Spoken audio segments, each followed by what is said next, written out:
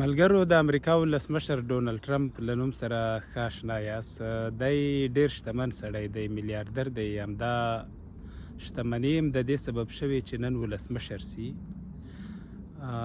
ډونالډ ټرمپ یوه وینا کې وایي د ژوند د 88 کلونو عمر کې ما 4 سبقونه زده کړه.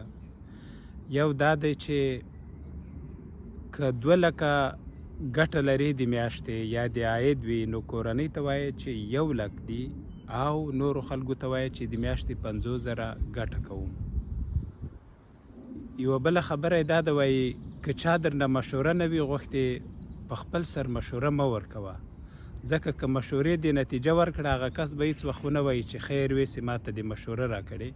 خو که دا مشوره دې ناکام سوه، هغه سړي تاوان وکړه، نو بیا به وایي چې ولا دا خو پلاني مشوره راکړې وه، زما کار ورسره خراب سه.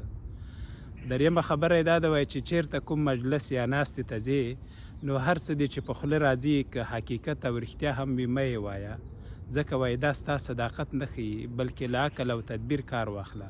وروستۍ خبره یې دا ده چې له اندازې زیات سخاوت هم مه کوه، ځکه بیا به خلک وایي چې ولا همدا ستا مسؤلیت او کار دی چې باید له خلکو سره کومک وکړي یا سخا وکړي.